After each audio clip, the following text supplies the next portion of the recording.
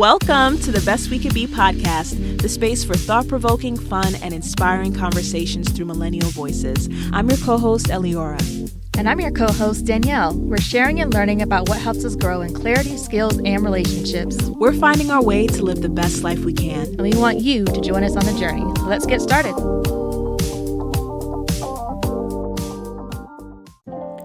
Welcome back to the Best We Can Be podcast, episode 6, Singlehood and the Game of Dating, part 2.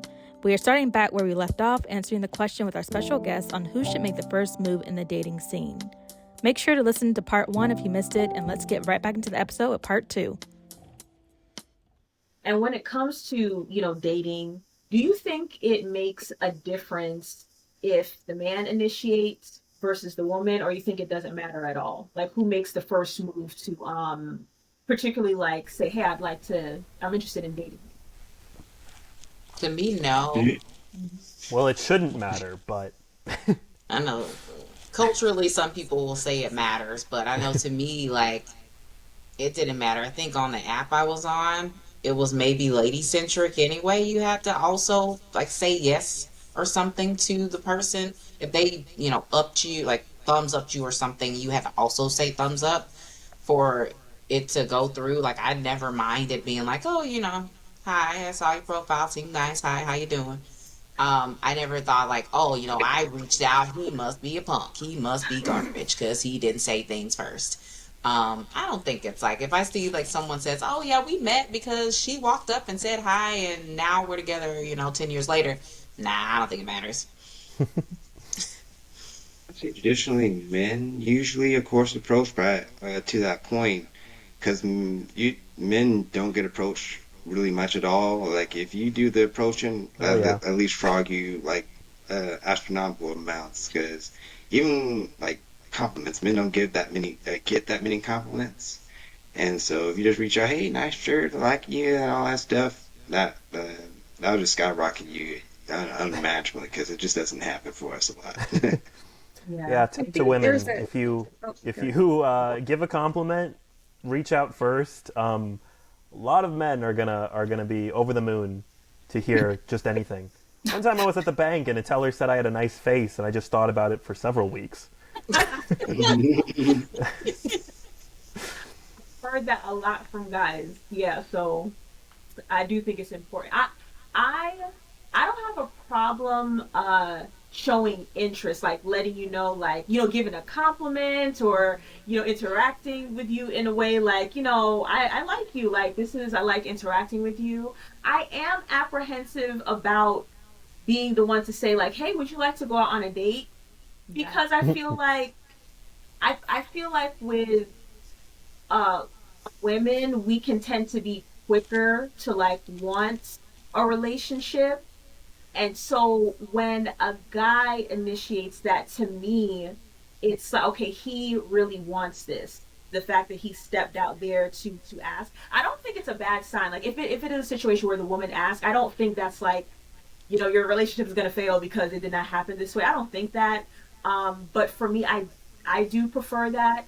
And to the point of what you all said, as far as guys getting approached, it doesn't happen often. So when interest gets shown to them, they're you're going to take it in. This is great. So even though I do think it's important to show interest, I feel if I ask first, are you saying yes because you were genuinely interested? Or is it just because, this doesn't normally happen, I'm going to go for it? I want, if somebody's going to take me out on a date, it's because he has some clear intention about asking me, and it's something that he wants to do. Well, I think guys can they can still shoot down somebody that they have no physical attraction if it's they just met them or had no interest in them if they knew them before. Seems like the big thing women have to be wary of is if they give too much positive attention, they might give too many compliments or something. Men have a tendency to take everything to mean it's sexual or wants a relationship or whatever. A woman could pay a compliment to another woman or something, or a man to a woman, and the woman would take it as, a friendly gesture. But guys might have a tendency to be like, oh, that means she's into me. Partially because it doesn't happen so often, and partially because maybe a lot of men are a little desperate. Yeah, like I everything that you guys said, I agree. I agree too. I don't think I don't have a problem letting my interests known, but I do want a man to do the pursuing. I think there's a difference in letting a guy know that you're interested so he can feel confident to approach you and pursuing the man. Because you don't, as a woman, the way you, I feel like the way you carry yourself and how you present yourself, to me, is, at least in my experience, will allow that man to see, oh, this girl's the real deal. You know what I mean? Or maybe she's not the real deal. So I can, once I make my interest known, maybe I'm smiling or flirting or, like my body language is showing interest, I will live it up to that man. Or even if he asks me, oh, are you interested? And I say, yes, I will live it to the man to do the pursuing. And initiate that. Because I'm the type of person where if I am not interested in you, I'll let you know right off the bat. Like, even if you want to go on a date, I don't like wasting my time or waste another guy's time or waste another guy's resources when I'm not interested. So I don't have a problem gracefully telling you I'm not interested. So yeah, I don't have a problem with showing interest, but I would prefer the man to pursue me. Yet another thing to add to that is that I think women have to be very deliberate with how they give signals, because the reason guys are often dense with signals is because they don't want to be wrong. They're like how I was saying that women can take a compliment and just take it as a compliment rather than an advance. Men might be a little slow on the uptake because they don't want to embarrass themselves with like, oh, well, maybe she was just being nice. So there's some level of like, if you're going to show your interest, it's better to be explicit, I think. Give me an example of a woman being explicit. Really? It's like asking for a number, or asking for a date, asking for some level of their time in a personal way, I think. That doesn't mean like whoever's doing the pursuing, like it doesn't mean that's happening the entire way. But for initial interest, there's this expected dance that goes back and forth. But without the first step, you're both fumbling, taking different directions. Yeah. Yeah. Guys. I can add on to that. Go ahead. And it's more so about the choosing signals that you send guys out. I say a good way is like, for example, like you're at a bar or a club, something, he's just sitting around, you're with your friends, things like that, and you give that stare at this guy. And like, hey, a little longer, glance away, look back, things like that. One of the things you can was some of the things my grandma said. You always have to do when you talk to like my sisters, everything like that. It's like always excuse yourself and separate yourself from the pack. Just like go sit at the bar or something like that, just for a little bit. And make sure, like you say, hey, I'm going to the bathroom, but you're not going to the bathroom. That's usually the code word. Nowadays, it's really you're going to the bathroom. But before then, you say, hey, I got this guy who might be interested. Send some signals. Let me go sit at this bar, see if he's just going to approach. And make yourself more approachable. Of course, we're not going to. Players might do it, but you're not just going to go in the middle of your like all your friends, like hey, you cute, everything like that. Separate yourself, go to the bar a little bit, and make sure you send him another signal by staring at him. Say, hey, I'm going to go to this bar. Come say hi to me. And then if, of course, he does, then great. If not, then he really wasn't that interested. You go back to your friends, things like that. If it's like in the middle of like you're in a social circle, you like somebody, like a nice like just a rub on the shoulders, so sometimes it's a good sign as well. There's a lot of small things you can kind of do to kind of show some interest, like without letting. I think it's all about, hey, are you clear for landing? Are you okay to approach? Hey, I want you to approach me, and that's A where all big the thing is choosing decisions come approachability. in. Yeah. I I've think heard the that a lot. setting Go ahead. matters too. The I think the setting. setting matters.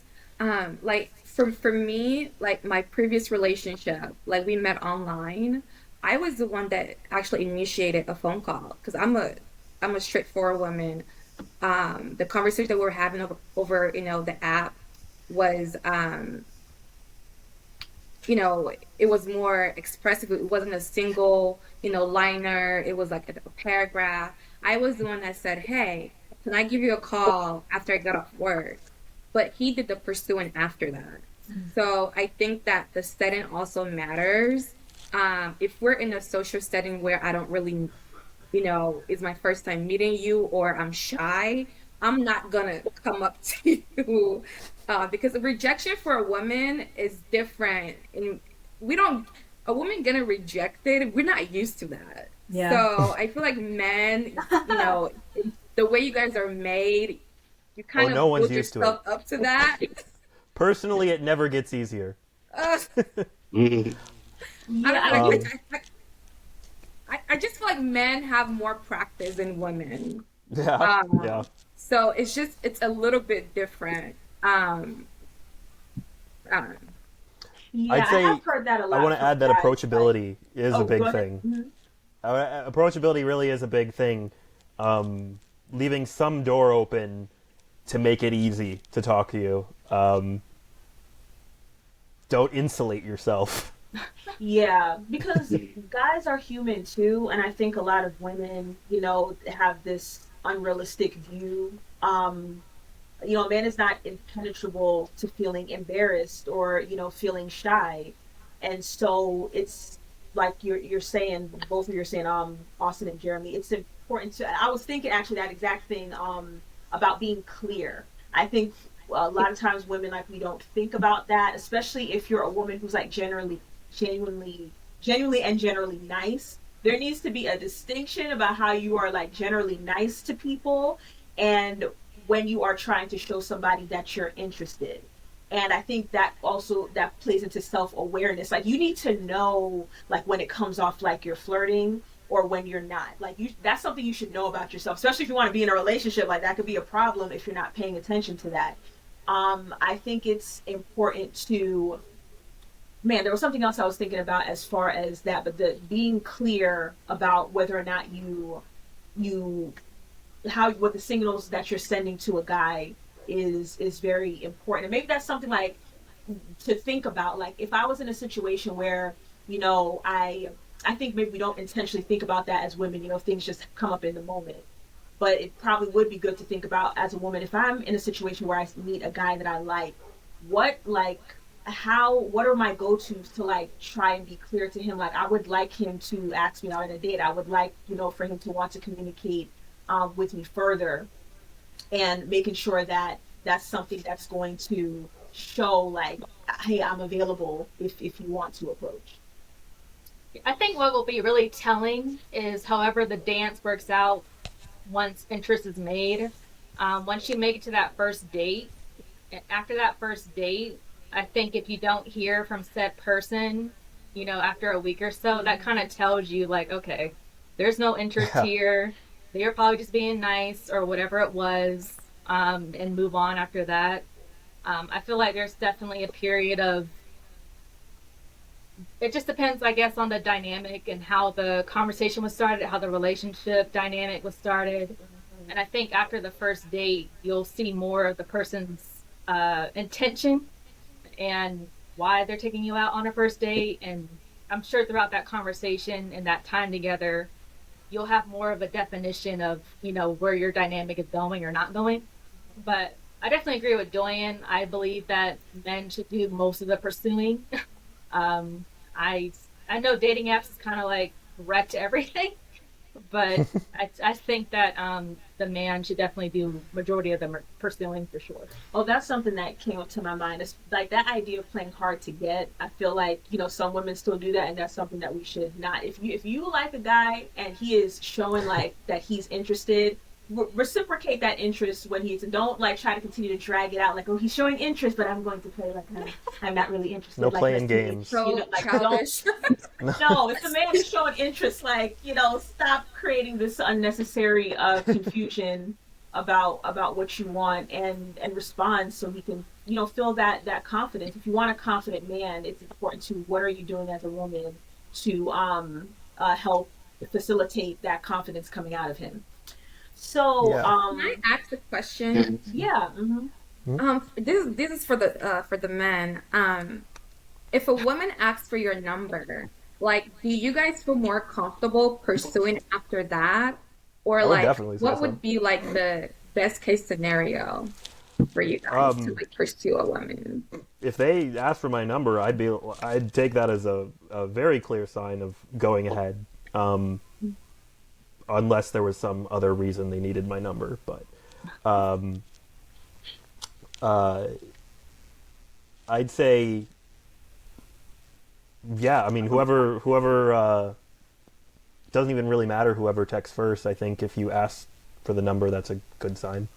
I like that one, and even what you said with the dating apps doing that, like, that's something I'm comfortable doing. Like, first of all, it's a dating app. We all know like why we're connecting here. So I'm comfortable initiating, like, hey, let's move from the messaging thing. Like, I'd like to, can we do a phone call? And then from there, I'm going to leave you to like, okay, I'm responding back to you. I said I would like a phone call, a video call. If you don't ask me out on a date after that, then I'm assuming like, okay, this man is not interested, because I would not move to that stage with you if I was not interested in you asking me for a date. And I do think like asking for a phone, like, hey, like, let's exchange like information. Normally, if a woman does not want to be in contact with you, she don't want to get off the wrong signal, she's not going to do that. So I feel like if I do that to communicate, like, I would like to be in further contact with you, and you do not move it forward from there, like, okay, this man is not interested, because I feel like if he was, he would, like, oh yeah, I want to ask this girl on a date. Yeah, it's all a back and forth. Don't blow up someone's phone with 5 texts in a row if they haven't responded, Sorry. or anything like that.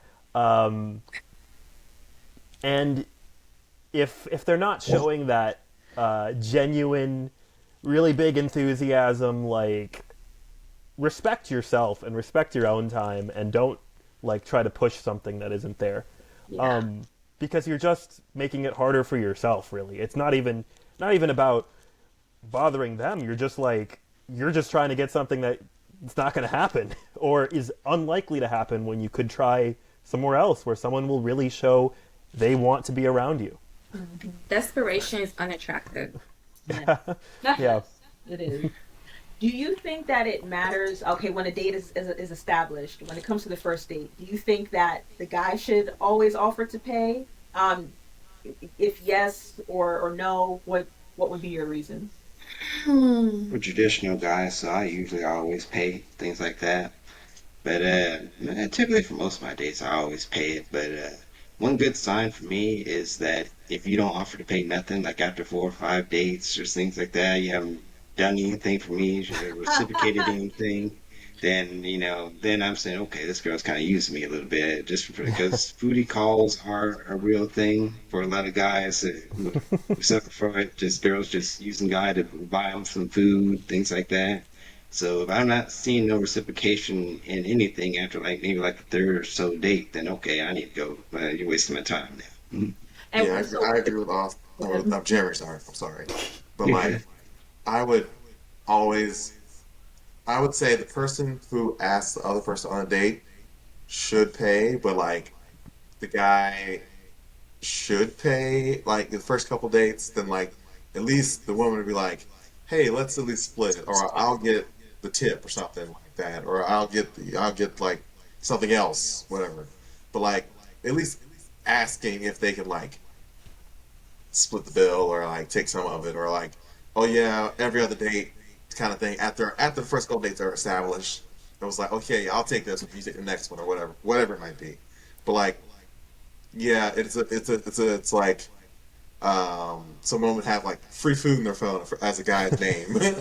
It was Oh like, man. I think that's wrong. exactly. Yeah, um, oh, sorry. You go. Yeah, and it'll be real quick. Like I definitely agree, with man. Like I mean, I understand like the financial thing is different for everybody. Like I was always open. Like if I went somewhere and the dude was just like, look, I'm happy to be here. Maybe we split, or maybe we do something less inexpensive. Like I wouldn't necessarily find that to be an issue if it was just like we were getting to know each other and like that transparency is understandable. But yeah, for me, like after the first date or two, okay, I'm like I'll accept the free pay, I'll accept it. But I want to say like third or fourth date after that, especially if they're like substantial dates, like say you're going to a freaking theme park like Disney, or you're going to a nice restaurant. Like it's Like after a expensive. while, like I was just not comfortable. I was just like, hey, can I chip in, can I go have, just so I know that I put it out there. Now if a dude's just like, nah, I got it, I got this Yeah. money, I'm not going to say no. But it's just like after a while I personally felt way more comfortable splitting a lot of the Yeah. dates. And I was definitely down to like treat sometimes, like, hey, I'll get the tickets to this thing, don't worry about it. But no, I believe after a while, like you should definitely be splitting. At least, like again, depends on the dynamic. But for me, I feel comfortable splitting. Yeah. I'll Yeah, split. I agree with both of you in that, especially like ultimately in 90% of situations, it's the guy asking. So um, I believe the person who asked should probably make the first offer to essentially pay for everything. Um, Ultimately, that's probably going to be the guy. But I always appreciate when, even from the get go, when the woman at least offers to pay. Um, a lot of times, like especially if I feel it's no big deal, especially I'll be like, no, no, I got it. Um, but just the offer is always appreciated, and and if that offer hasn't happened or they haven't paid after several dates in a row, then I'm gonna be like questioning. I'm kind of paying for everything here. This isn't really fair exactly. Um, but hey, some people, everyone has a different financial situation, and so like, you know, heck, if a guy isn't in a great financial situation and wants to say, can we split? Like asks right off the bat. Um, I think that's a respectful way of going about it. I think courtesy and like politeness would say, the host is so gracious that um, they pay for everybody for the event. But sometimes I will make the exception that financial situations can be different, and so long as you communicate this in a respectful way, um, it can change from time to time. Yeah, I do agree. I I definitely agree that at some point a woman should be treating the man in some way. I'm not gonna lie, on the first date, especially because I would like the man to ask me, I'm probably not going to offer to pay unless something happens. Maybe your card is not working or something like that. Um, but I do think that that's something that I would want, and I think that a man, just like you guys are saying, like nobody wants to feel like they're being used. So it's at a certain point I would consider like thinking about like when at what point do you feel comfortable reciprocating this back to a man. I do think a lot of times, at least in my experience, even like just platonic situations, guys tend to offer if they can to pay. Oh, that's something that came to mind. I was thinking about. I think financial situation is something that you have to be realistic about.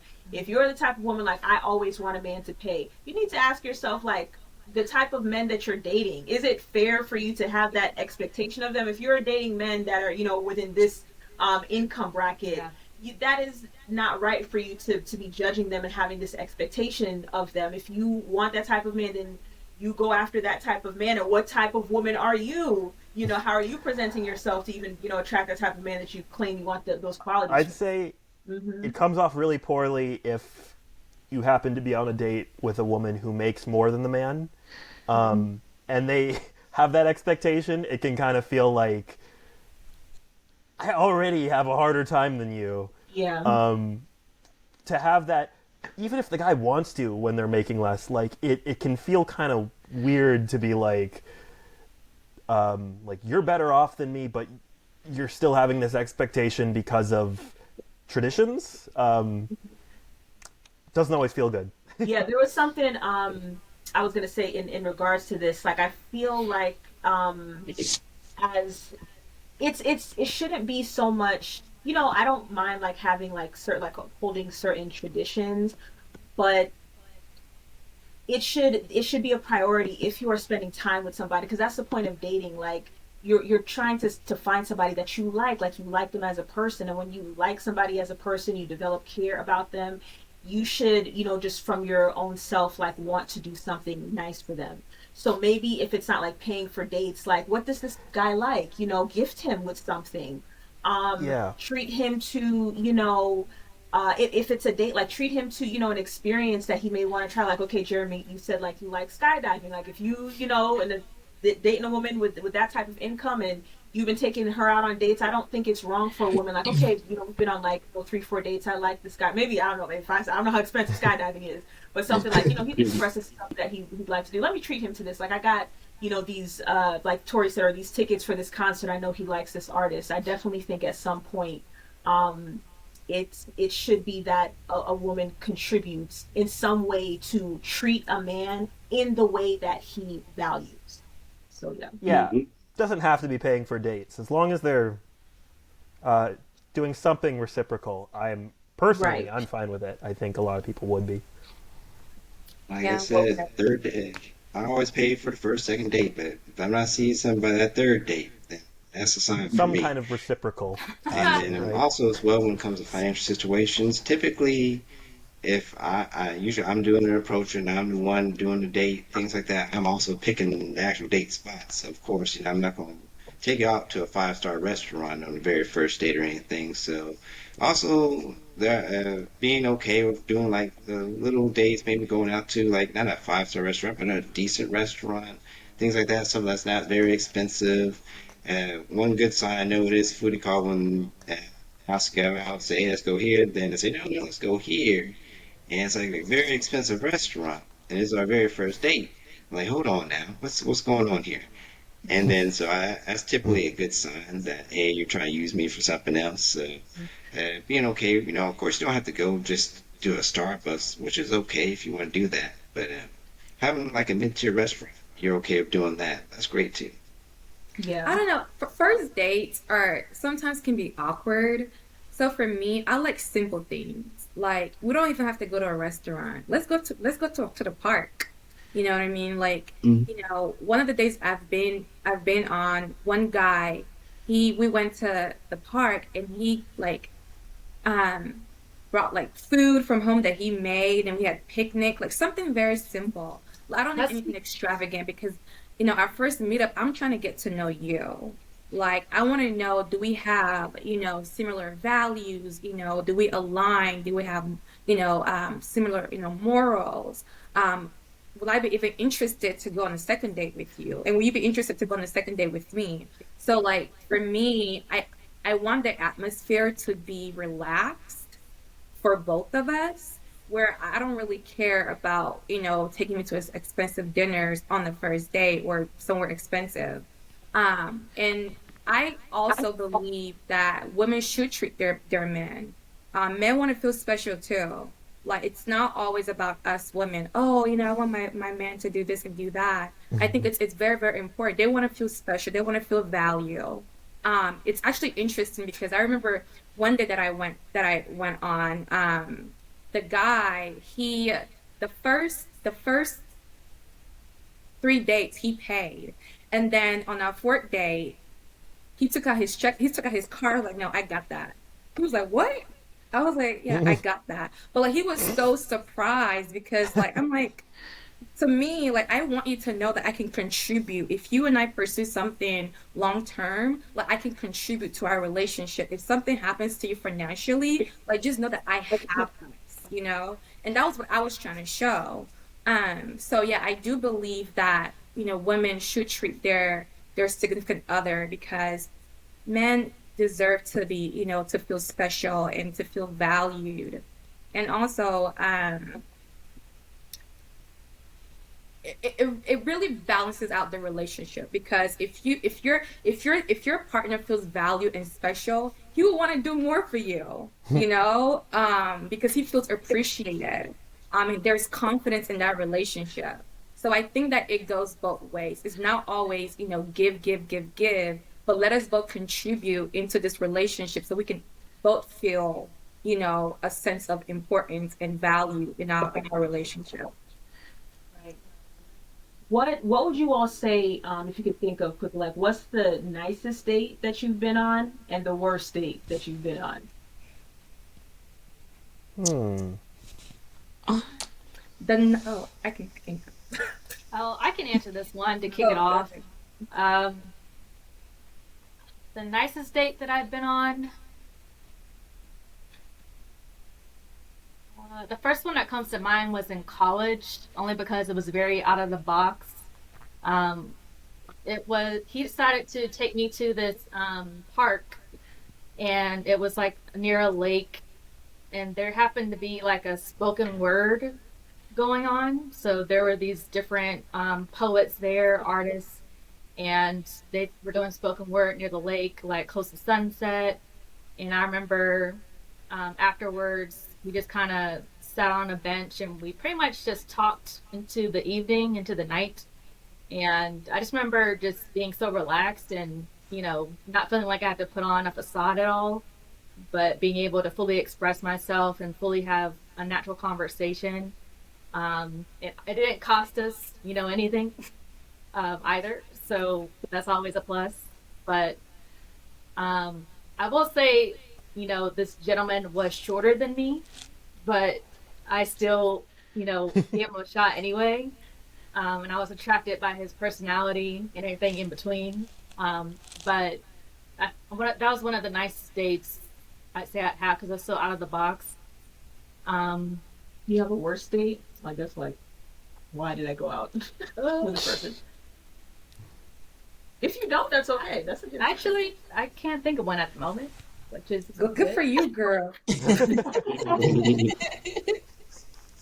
What would you say, Doyin? I don't know if that picnic one was you'd say is the nicest one. If so, what would be the worst one? I've, you know, I've had really great dates with men. One of the dates that I've been on that I thought was a very nice gesture was like for me, I'm a very sentimental person, and the same guy that did the picnic, he actually got me a bouquet of flowers on that first date. And the reason why he got me the flowers was because in conversations with him, I kind of just mentioned, you know, very lightly, oh, I've never gotten flowers before from a guy. And it was like a 2 second thing. Like we didn't even elaborate on that conversation, but for him to go above and beyond, to me, it was like he was listening to me. And he took that very important, important to, important. And so like he brought me flowers on our first date. Another good day that I've had was the guy. He's a musician.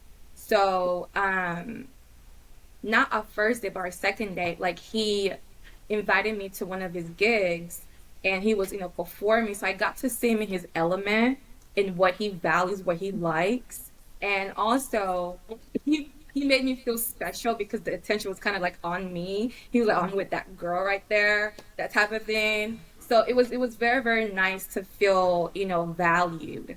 The worst date that I've been on was I met a guy off of the apps, and we our first date was at the gym, and I didn't see him, but he felt like I should have approached him and his whole demeanor was just very aggressive, and it just wasn't a good experience. And I'm the type Okay. of person where, I've dated interracially, like he would say something, really off-putting about me dating someone that's not, of African descent, and that was very, very off-putting. So yeah. Okay. What about you, Austin? Do you have a nicest and worst Let's date? see. Let's see. Best date? Hmm. Hard to quantify because it was usually when I just really clicked with that person, and then it ended up being a relationship. Um, some of the most fun though, maybe like because like one going to a convention and just getting to spend the whole day, just talking, getting to know each other, and doing a bunch of fun things all at the same time. Um, but worst date, I remember there was one girl, and I'm not sure why I gave her the time of day, but but she was very uh, negative and like constant, like this is high school, constant joking put downs. And I think when we were driving, just like making comments on my driving, like uh, came to too abrupt a stop, and it was like almost a little awkward. Um, I hate it when anytime I'm making a joke, when somebody just goes stone faced over it, or they go even push in the opposite direction. That can make it as horrible as possible for me, because like it feels like I'm trying here, and this person is like actively working against this, even when they're trying to be humorous. Gotcha.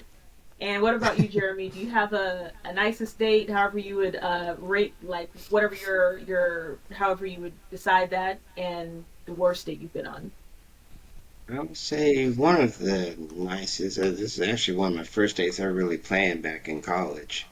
Was I was at Georgia Southern, that's my undergrad in finance, and then basically, so we spent a lot of time in Savannah. So I planned a trip to go to Savannah to do one of those river tours. So we did the river tour. Then we went over to Tybee Islands and walked the beach a little bit. It was around the winter time, so it wasn't too cold, but it was still too cold enough to go into the water or anything. So we just walked the beach. Went to a nice seafood restaurant after that. Just got a little something there, then played mini golf on the way back. And so that was probably one of the nicest dates I did because took some ingenuity. It was one of my first ones I did really back in college. So I was like, I need to really do something special.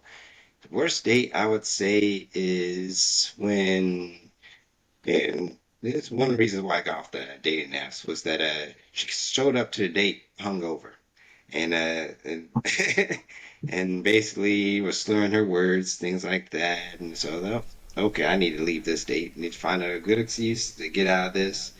So I was like, oh, look, someone called me. I have to go take this. It was nice meeting you. I paid for the appetizers, and I had to get on it.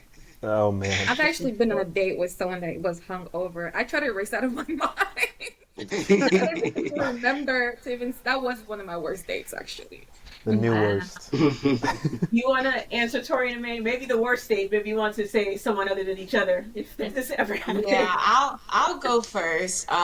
I think there were two dates that were kind of tied for first, and they were like the reasons that Austin mentioned. One, I had driven quite a far ways out of town, like an hour from where I lived, to go to like a Japanese place, which I love Japanese food, by the way. I had ordered like $30, $40 worth of food, and the person was just really negative, was just bashing on everybody they knew and why those people sucked and why they were wrong at life. I hated that day so much I left a lot of that food on the table in the to-go container. I got up the highway and forgot it. I was so Mm. upset Oh for no. many reasons. And the other one was a bad date because the person was just like just actively not interested in being there. And it was like a third date, I think. And I was just like, why are you here? And now I got to try to politely get out of this because they just kept disappearing. Like, let me step away. The conversation just kept dying. And I was just like, I can just drive home now. Best date, tied for first. One date was like before we were married, was we went to a favorite Korean barbecue place. And I had not met anybody that knew about this place. I will not name it because people would be crazy. But like it was like way out the city, just kind of out of the way. And he happened to know that same place. And so we went on that date. That was like I think a second date, but like official first dinner date. And it was nice to be able to see how he kind of navigated trying some of the foods he liked because I had gone to that place before and never tried some of the things he chose. So being able to see how he kind of navigated, like sharing some of his interests without being super heavy-handed. And then another favorite was after we were married. I think it was the first time we went to like a resort, an all-inclusive resort. I had never gone to an all-inclusive resort because poor. And so I had finally, as an adult, we were able to go do that. And so we went to this Italian place and they had given us so much food and drink, and I didn't know how resorts all-inclusive went. So they just kept bringing us stuff. And so my gut could not handle all that rich food, so it kind of ended kind of gross, but like it was a lot of fun to try all these things, and then still have time to talk. I love to talk, so like I like dates where you can talk and have that flow. Smoosh. Okay, so so my worst date, went on a date with a woman, and it was just no connection. Like I would say something like she would waffle on about something else. Then like the communication was not there between either of us, and was like, yeah, I had no clue what was going on. It was very silent. I was trying to throw prompts out there, and it was like mostly one word answers, and it was like, well, okay. And we finally got to a point where I finally got to a point where I was like, yeah, let's, I think it's time for the check. Please check, please check. Trying to call down the waiter, trying to flag down the waiter so I can get the check and whatnot. Best date. I can't really think of No one. pressure. No pressure. No pressure.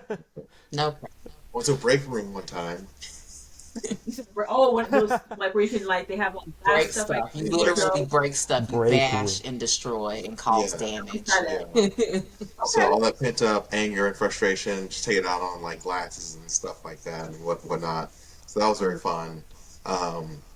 Because I mean, it's just fun because like you just get to destroy stuff. Like there's not really opportunities in your regular day-to-day life that you get to destroy stuff and there be no repercussions for it. So just getting to smash things was very fun. That's a good opportunity to see how much fun somebody can have. Like you are in a controlled environment and you can create chaos, and you don't want any part of this. Like your anger go. Well, as you guys know, I have minimal dating experience. However, so I can't like think of a bad date, but I can think of. I can. I know a bad date you went on. Oh, This with the guy that picked you up and had trash in his car. No, I was trying to. I didn't know. But you know, that was dirty. It wasn't trash, but his car was dirty. And I thought back to myself, like, I should have been like, no. Because you know that you're picking me up on a date. You asked me for this. But that's actually the one I was going to say. He took me ice skating, which I did like that. Now, I'd never done that before. And, you know, he was nice on the date. I did not appreciate how I got picked up. But that was, I would say that's something like, you know, if you do something different, I know, you know, again, money. But if you're able to, you know, throw in something that's not the usual for dates, that's something those are the types of things I enjoy, as well as the simple things. Like I like, you know, stuff like Doyin said, like going to like someplace like a nice park, you know, has a nice aesthetic, and you know, you plan things well from there. Like that's something I definitely love too.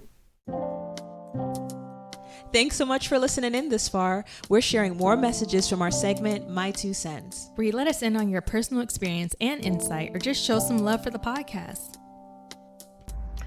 So a couple questions I would ask for, like, if I was still dating and trying to look for somebody to be in a relationship with is, Number one, I would ask like what somebody's communication skills are like. Like, what is your effective communication type? Because not everybody speaks the same, and not everybody understands each other the same. Like, sometimes you got to break things down or heighten them up a little bit for somebody to understand. And then the other one, probably would be, how do you deal with stress? Do you shut down? Are you a team player? Do you go sporadic? Are you looking for help? Like, anything like that. Like, you want to get as far into understanding somebody's mental space before actually asking them out as possible.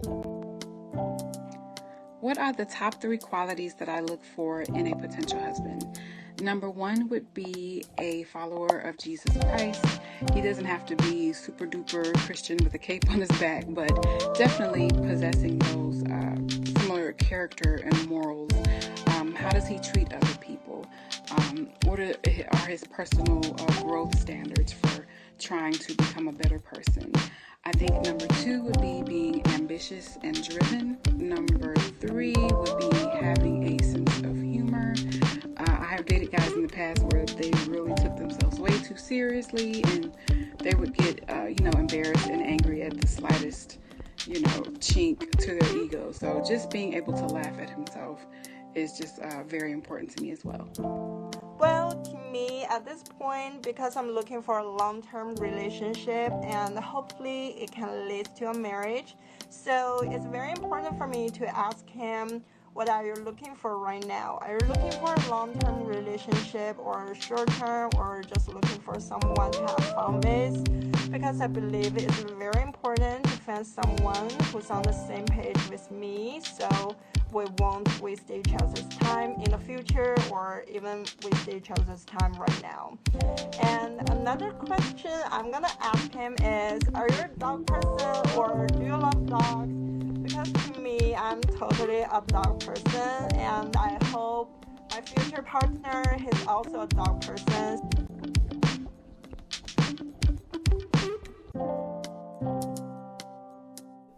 Now, when it comes to dating, I'm sure you guys have heard of this, like, people have different approaches. You date multiple people at a time, or you date one at a time. Do you all have a preference for either or, and why would you say that? Ooh, so it's called having a roster? And that's a term that people use, yes. So in the early dating stages, I would say it's okay to have a roster of like people like that you're generally just talking to, but like when you're actually starting to like date, and then like you and the other person have established that you guys are in a relationship, all the other ones go away. All other like people you're talking to as a romantic interest go away. Or like you say like, oh yeah, I've gotten to a point with somebody else that like I'm really interested in. I'm sorry, but like, yeah, this has kind of end. Like you can do it in a polite way and whatnot. And but having a roster, it's all right. Like especially in those days, or like especially in those stages where, well, I'm on an app or I'm just going out with people and was like I'm just dating around until I find someone that I really do like more than just like to hang out with, that I want to take the next step with. Then that other thing kind of ends. I agree with that. I do think, yeah, but go ahead, Jeremy. Yeah, I was just saying, yeah, second that. It's okay to have a roster. Of course, don't have it too big where you just can't keep up with everybody, things like that. But yeah, I agree with that. It's okay to talk to other people. Of course, once things get serious, you need to let everybody else know, okay, I will focus more on this one for right now. So I completely agree.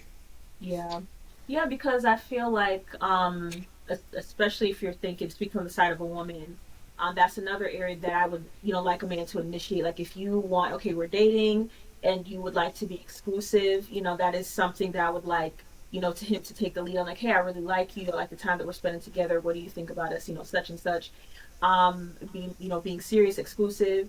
If a man does not, say that to me, then I don't see a reason to stop, entertaining other men who show interest. And I look at that as like, you're still not sure about me, which is okay, because that's the process of dating. You're getting to know somebody to see if you even want to, take it forward. So if you are not sure about me yet, then I don't feel like it should be a problem if I'm talking to other people. And I also feel like women should be okay with that in regards to a man, like he's exploring his options.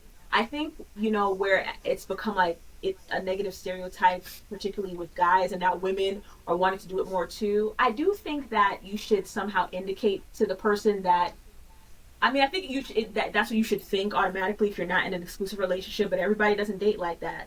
So I think it should be made clear to the person you're talking to that they are not the only person you're talking to. You don't got to go into details about that, but just for them to know, because nobody wants to be in a situation where it seems like, I thought you were just talking to me. It seemed like, you're taking things seriously with me, but you got a roster over here that, I did not know. So that's my take. Yeah, I agree with all that. I definitely agree with all that. Definitely, if you're dating, date multiple people. It's setting the intention and expectation up front, though. Like, what's your intention in dating? Are you just kind of having a good time? No worries, no reason. Are you dating for something longevity wise? So just kind of saying like up front, like, well, yes, I'm dating around right now, but I am intending on long term, and that helps too with people, because if they're wanting to date just because they're just having a good time, just sampling the buffet, that's cool. But if you are trying to like look for something long term, like, it's just better to let that know up front, because it saves everybody. Nobody's getting cussed out, nobody's getting tire slashed. It's just no feelings getting hurt later. You kind of both have an expectation. I agree. Yeah, I mean, anyone else want to add to that before we push into the I'll also say it's personally, it's hard for me to focus on more than one at a time, but it's perfectly fine to focus on multiple people. Really, like you said, the communication, just communicating where you're at, is the most important part. Yeah. Yeah, and I think if you do want to date one at a time, because one of the benefits that I've heard, like, okay, you're dating multiple people, it helps you to keep things in perspective, because you're not focused on one person. You don't start developing feelings faster than you should when you're not even in an exclusive relationship with that person. I do think that you can prevent yourself, like help yourself to not do that, even if you focus on one person at a time, but you just got to be intentional. If there has not been a conversation about you and this person being exclusive, if this person has not agreed to it, you are not in an exclusive relationship. So you just need to be mindful of that, and check your feelings from there. When it comes to not being in person with somebody, do y'all have a preference, like with communication? Are you a person like, I want to be on the phone, or I'm okay with text? Do you have to have video calls? Do you lean one way particularly? I like to text because I can multitask in text. If I'm on a call, I am on a call and that's it. But if I can text, I can like be eating and texting, or like watching TV and texting. But like, I'm very intentional about my phone calls. I prefer the messaging for as short a period of time as possible. So, like, if I'm talking to a person, the conversation's flowing, it's actually flowing around, and it's been like 3-4 days. Well, you're so-called in the same area. Let's like meet in a neutral place, where there are witnesses and such, and like talk in person. Yes. But in general, like, I preferred the messages to start, and then if it was going on for some reason and there was like scheduling issues, then I would have like preferred a video chat. Like at least once, just to kind of feel things out. But yeah, in person always was preferred, but to start messages. I think moving I'm to okay with like there being more text. Go ahead. Mm-hmm. Oh, I was gonna say, I think moving to in person as soon as possible, or as much as possible, is generally better. Like, because you're gonna get to know people the best when you see them face to face. But like, I like texting for like those casual times when you're just messaging them throughout the day or every couple days. Calls can be good when you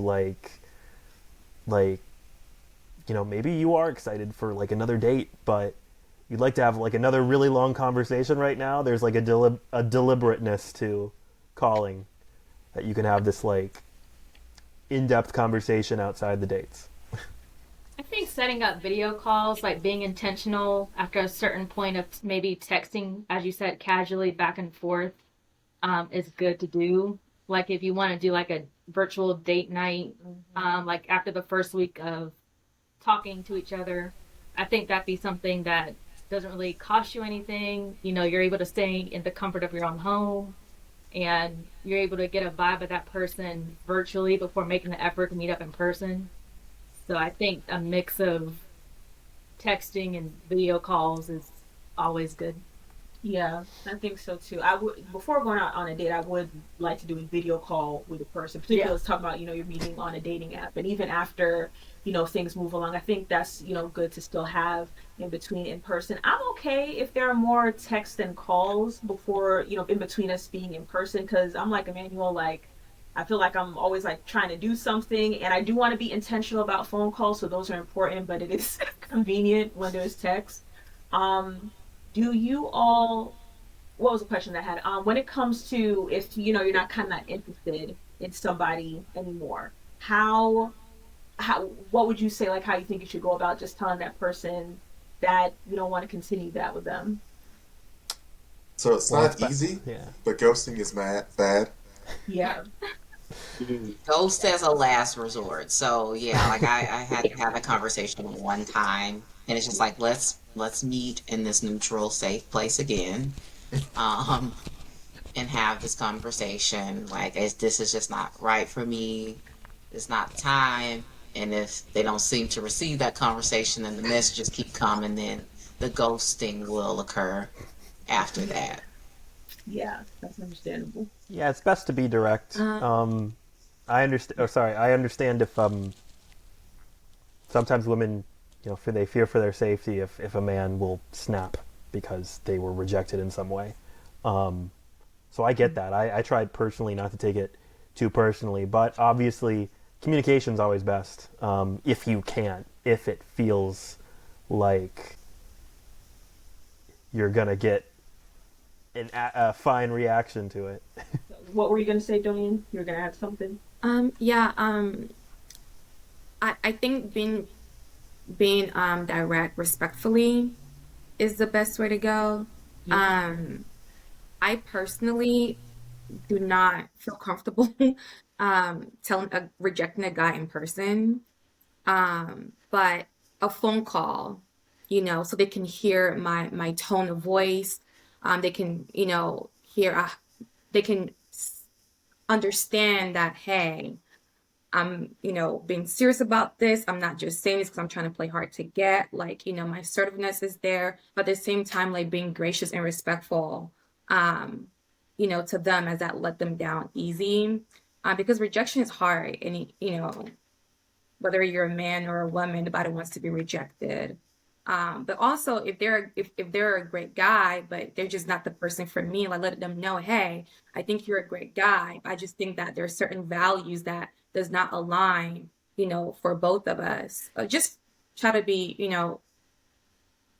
as respectful and gracious as possible. But definitely direct and assertive, and the sooner the better. I think directness is important, and as soon as like don't linger to, because sometimes we may have questions like, okay, I'm kind of feeling like I'm not interested, but I'm not sure yet. You can have that, time like to be more clear, but I would say like don't let it go on too long if you're starting to have those feelings and you're not get to a point where you make a firm decision like, am I going to continue dating this person or not? Because it's wasting that person's time as well as yours. I do agree, like as far as women, how we want to think of our safety. I think if you can't, if you're not comfortable doing in person, you can't do in person. Video call is also a way that you can do that, because I think being able to see the person, can help communicate if you're trying like to soften the blow. But however it's done, I do think it needs to be just with having like grace and compassion to that person, not treating people like they're disposable because you're not interested anymore. Now, when it comes to getting serious, how do you decide when that person should meet your family and your friends and when you should meet theirs? Like, are there certain like indicators for when you feel comfortable with that? I, that's a hard one because Yeah. I don't want to introduce someone to my family, at least now, if that person has not shown that they're gonna take the step to marry me or we're discussing marriage because there are times where my family may get attached to the guy but we don't work out and then I have to go through that process of trying to like you know ease them off like okay mom he's not This the is one and that can be very very hard. So I think for me just where I am right now like there needs to be some indication that marriage is, the end point before I even introduce that person to my family. Because I want my family to, give me feedback. I want my friends to give me feedback before we make that final step. Yeah. I agree with Doyen. Like, for me, it was like definitely months after, you express that exclusivity. And then for a huge one for me is like we've had some conversations on intention. So, what's your general intention? Kids, no. Married, no. Um, yes, no on those. Financials, like situation, like it didn't necessarily have to be that there was a specific salary in mind, but it was just like, are you comfortable in your situation, your financial situation? Um, if you're not comfortable, do you have plans to make yourself comfortable in some way? What are your habits? Me, financial habits are a big deal. Like whether you make little money or big money, like your habits matter. And I don't have I've never had a very lavish lifestyle. And so it's one thing to have a lavish lifestyle and you can't afford it. And then you go into a relationship with somebody with those types of habits, right? So that was a big deal of having those types of conversations. Like I think we had like a people joke on us, but we had like a credit report review date. Like it was just like hey, let's look at our credit. Want to see yours? You want to see mine? And so like that was something we got to do. So it's just like, okay, that's one less thing. We don't have to have a Lily and Marshall from How I Met Your Mother date of like 10 years or 5, 6 years later, we're trying to get a house and you got 100 credit cards under your bed and now our house interest rate is 30%, right? So like having those like harder conversations or, those conversations about your life, where do you want it to go, career wise, personal life, etc. How are your relationships with your friends, your family, things like that. After that point, and then some additional months, then bring them forward. So I agree with Doyen. Like once there's like an intention of okay, this is starting to look like longevity, for sure. Let's move to meeting everybody. Yeah. Were you gonna say something, Austin? It looks like you well, wanted to. Go ahead. I was gonna say that specifically when it comes to financials, that can be a big point of friction, like it has been for me in the past with a past relationship, and essentially sorting things out to where they're like serious, like you said, is a big point for when I'm gonna introduce them. Like in my last relationship, there was several months of me going back and forth here to Georgia. That's why I'm in Georgia. And during that time, it was mostly visiting and like hearing her mom or family secondhand, but no real formal introductions until toward the end. And then I came here later and settled everything, and we were pretty serious about living together there.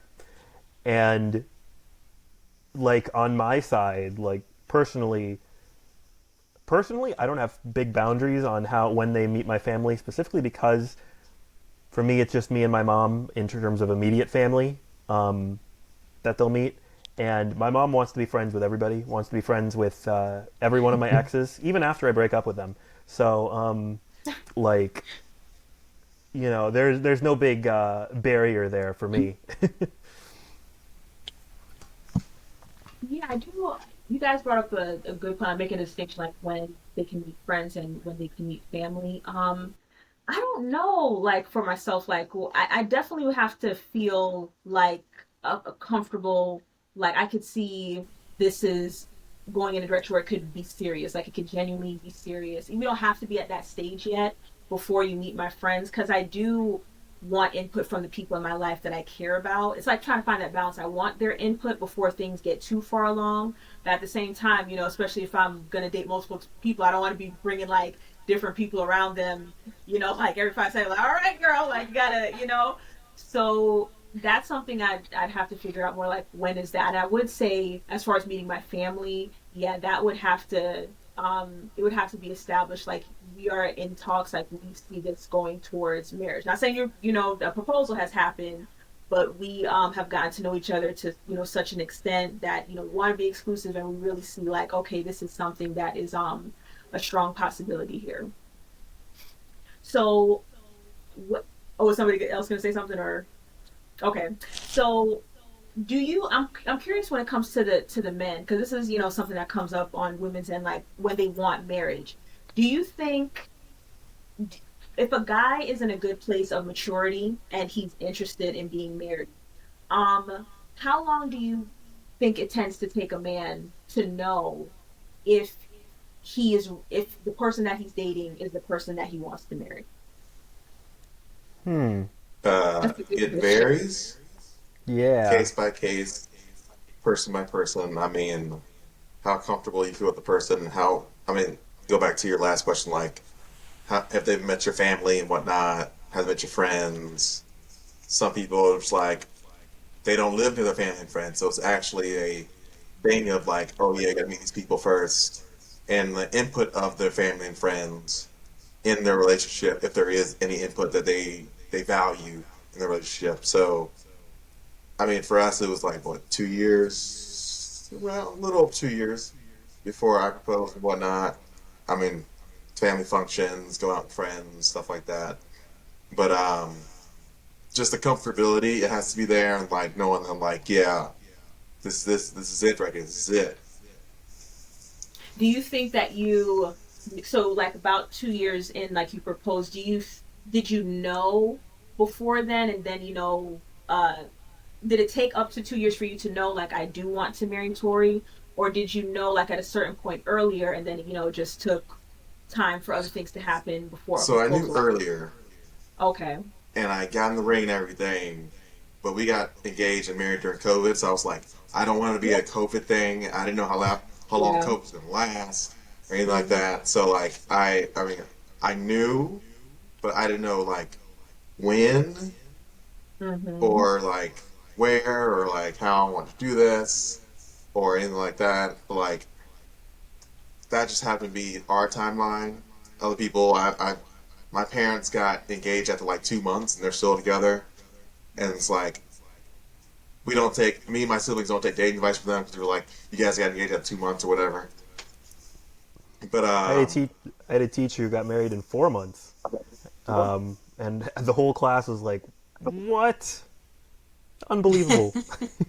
it was like, how long does it really take you to get to like really get to know a person, be comfortable with them, knowing that they're like the one you want to be with? I mean, it. I mean, I can't really put a timetable on that. I mean, I would say 1 2 months because I always beg my parents for that. But like, I was one of the stipulations for us, for me at least, was that we had to cohabitate first, which means living together. So I would at least want to live with my partner for so long before I really knew like, oh yeah, once we get married, it's just like things won't change as much.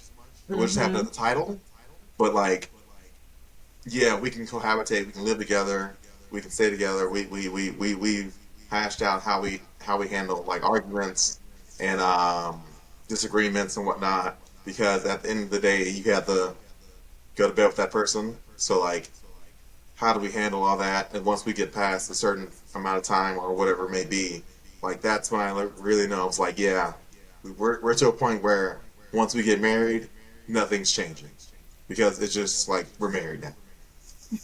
Okay. I Yeah, I used agree to on think. how. Mhm. Sorry, I keep trying to add on. You go first. No, you're good. Go ahead. Okay. Oh Well, no, I was just gonna interject that just I was just gonna say to Emmanuel's point, there was a point where I felt like to get married or to engage, particularly in within less than a year, within like a few months, like some like 2 months or 4 months, like that is crazy. Like you don't know that person like that. When I was in my 20s, I would have thought like I would feel more comfortable if we've been together for 2 years, about, moving forward in that direction. But now that I'm older, I do believe that people can know within that short amount of time and choose right and have a long marriage. And I realize that a lot of it has to do with knowing who you are and what you want, and the other person knowing who they are and what they want. Now, mind you, other factors can come into play that prolong it getting to the marriage stage, like certain stuff that you want for your wedding or certain stuff that you're trying to establish so you can go into marriage a certain way. But I do think the more that you're clear about just where you are in your life, who you are and what you want, it can happen where you and the person get clarity faster about whether or not you guys are a good match for marriage or whether or not you should go your separate ways. yeah, Yeah, and I I think sorry. that's just Well, I'll say that I agree on that it varies from person to person, but that I'd say if I had a rule on, like, for example, minimum time is like 2 years. Less than that, and I often feel like you don't have the time to really get to know a person, get to know their how they communicate, and how you gel well together. A lot of people want to be able to cohabitate first because there's a lot you learn about a person when you start living with them. You basically want to know everything because it's a life-changing decision. You want to Um, add anything, Doyin? yeah. Um,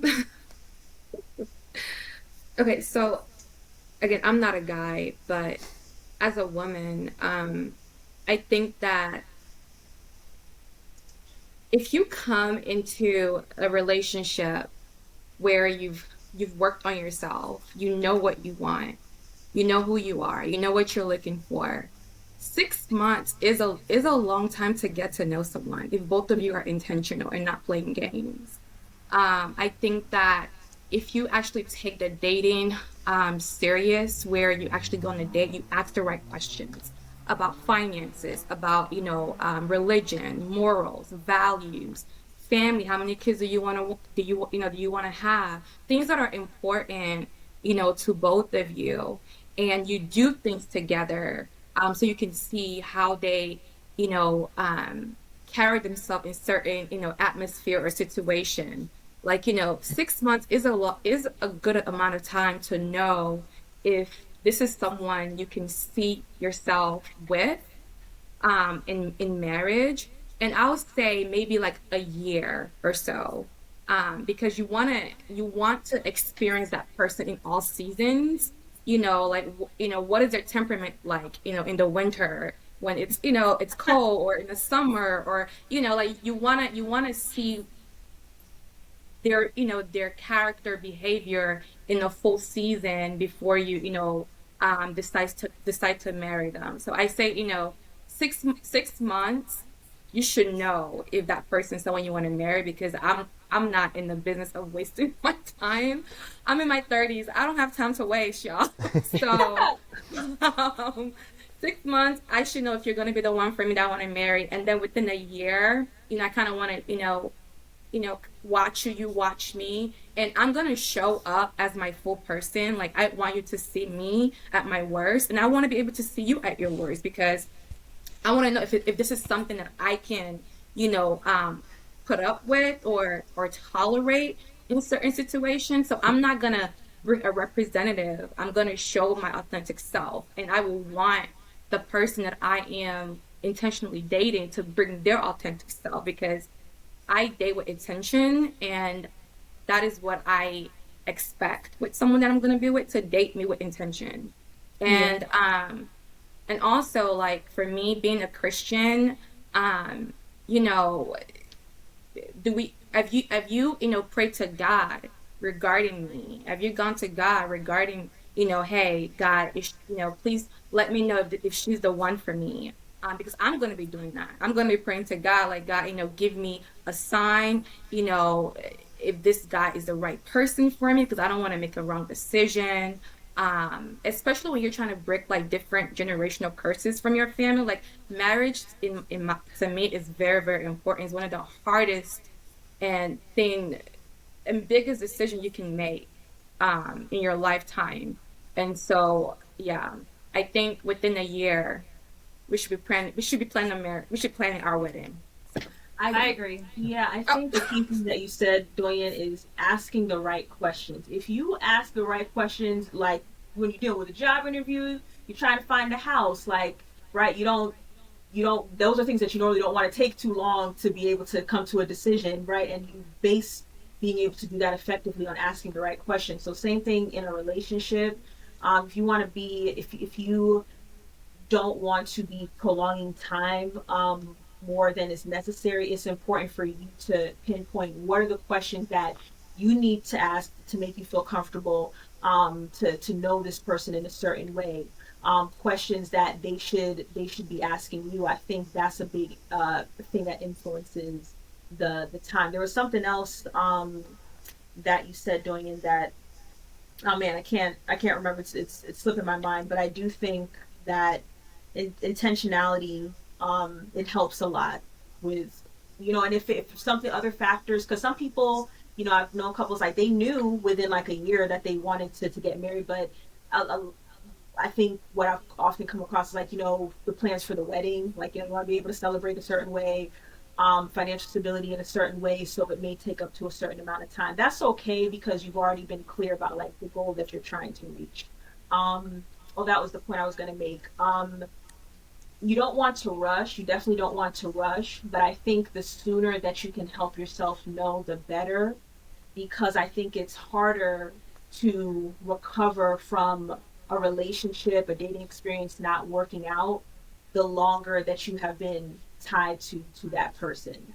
So that's my take on that. I would agree with it becomes harder, especially if you're dating with intention, like an endpoint of marriage. It becomes harder, and there is a lot you can know about a person within like 6 months. Asking the right questions, finding all that out. Personally, the thing that I find to be wary of is I question my own feelings all the time, and such that like, you know, the way you behave as a person can change over time. There's the things like, 6 months can be a honeymoon period, 2 years can be like settling in, and 7-year itch. All of those things are common waypoints for like the way people change their behaviors. And, sometimes you have to, if you're trying to essentially sort through all these different people, try out a bunch of different relationships that are what's going to work for your goal, it's understandable that you need to be intentional and try to figure out quickly without rushing, but try to figure out quickly and then move on quickly if it's not working out. But at the same time, always be aware of how your own like infatuation, your own limerence for it can affect your decision making. That's personally why I say 2 years, because it's somewhat long, but long enough that I can be sure that like I'm not just like being kind of irrational about it, overlooking points because I want it to work. Yeah. So to make a last point in regards to this, what you said, Austin, I think that's where values come into play. Like to your point of like checking, because when you like somebody, you can make yourself think things, especially, women, we get a bad stereotype about that. We start planning and imagining things that are just not real, that's not existent. If you are clear about what your values are, I think that helps you to keep your emotions in check, not just like how you feel about the person, because you can feel like, man, I really want this, I like this person all day long. But if you are honest with yourself about this value, it's like this person, I've been talking for a good while, intentionally, consistently, and we're just like not meeting these things that are important to me. I think that's going to help you to keep your emotions in check, to be clear, like, are you moving forward with this person because it's influenced by lust, or like, love, infatuation, or are you moving forward based on things that are actually meaningful to sustaining a relationship? And the last other thought was, if you are a person that believes in a higher power, I did want to emphasize that as well. If you believe in a higher power for a reason, then that is a part of your life that you should invite. I believe in the Most High, that you should invite that influence in, because it is one of the most important decisions you will make. I have found in my life, in different scenarios, if I'm confused about something, when I take it in prayer, for me, the answer that I needed always shows up. The clarity always comes in times where I have made a misjudgment. For me, I can trace it back to, I really wasn't praying about it like that, or I really wasn't. I wanted something to be what it was not, and not really paying attention to what was actually being shown to me in a situation. Go ahead. How are you going to say it? I was going to say a closing question could be, what are 3 things that are essential for a successful long-term relationship? So I would say communication, intent, and something I haven't thought of yet. What do you think, Tori? Definitely communication. I definitely agree on intent, because intention is, I think, a good theme throughout any life, any meaningful life. Other than that, I don't know. I'll still say sense of self. I'll say sense of self. I know that seems kind of like contradictory. You're in a relationship, but you still are 2 individuals outside of that, and still having some sense of that does help, I think, keep you going. Because, yeah, in some cases you are with the person a lot, like COVID, but you should still have some sense of your own interests, hobbies, your friends, that cross and don't cross, right? Yeah, so definitely communication, sense of self, and intention. Austin, you were saying something, I couldn't hear you.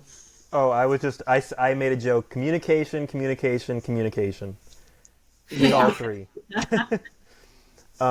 Yes. For my 3 things, though, I would say communication, and then agreeing with you in independence. You have to be able to have your own time, both to decompress in a way and to grow on your own in your own way. And then third is effort. Like, keep going on dates, keep trying to do little things. You can't let things fall by the wayside. I've done that, and at a point, we thought, like, oh, kind of feels like we're roommates and not dating. You have to always be putting in as much as you can into the other person. Obviously, some things will take priority at different points, but you come back to each other, and at the end of the day, you're both sharing a life. Yeah, that's very good. What about you, Doyin? You all said all the good stuff.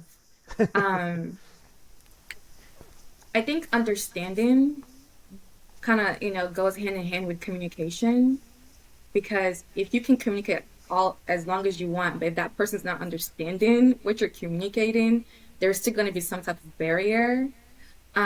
So understanding.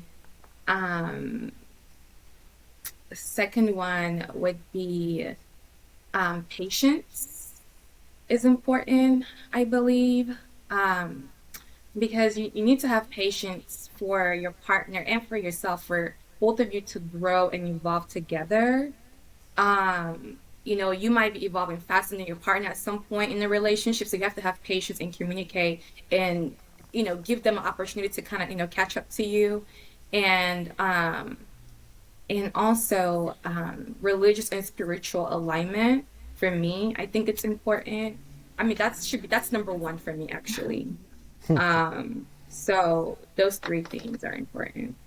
I would say transparency is a good one, because, we've been talking about, I feel like, basically how everyone is evolving as an individual throughout each stage of life, throughout the dating process. Even when you do get married, you still continue to evolve. You have to, continue to just um, let your spouse in emotionally, keep up physically because our bodies go through up and downs as well. Um, but just being able to have that comfortability to be transparent with that person, I think it's important, to be honest. And I think also having fun, like don't take things too seriously.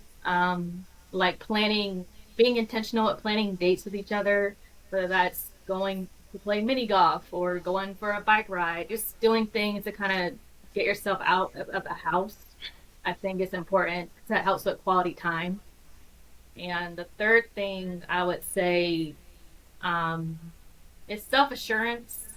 Just being able to not only feel confident in yourself, but know that the other person has full confidence in you, full trust in you, and is able to allow you to evolve as a person too, and not be intimidated by what they might try or be intimidated by how they're growing as a person, but kind of just embrace, as long as it's respectful and kindness and all the other things in between. But as long as we're still on the same page, I think self assurance is good too.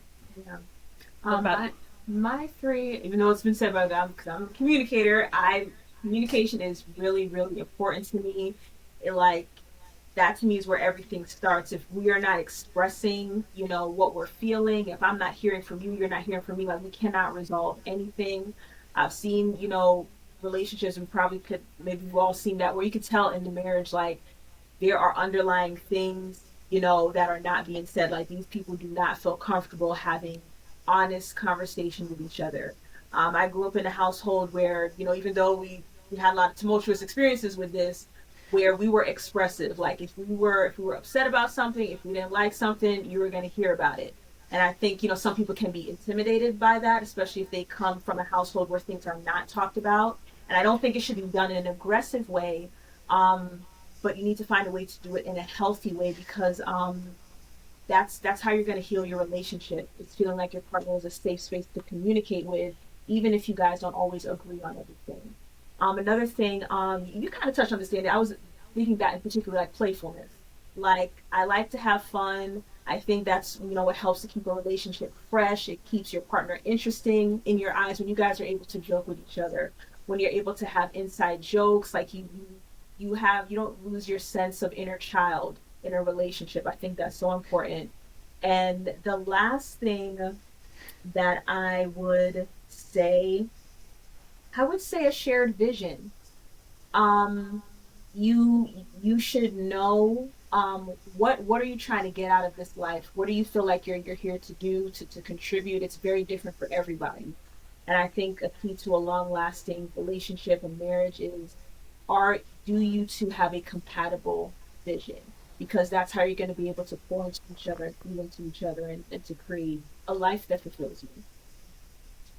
So thank you all so much for sharing. And yes, all of you shared such great perspectives. So thank you for pulling from your different experiences, and just, being honest in what you value and what you think. It was definitely very great talking with you guys. And we hope you all who listen get some things that are thought provoking for you, inspiring for you to figure out this area of your life. This is the Best We Can Be podcast. Thank you to our guests. Yes, and thank you. Yes, we will see you guys next time.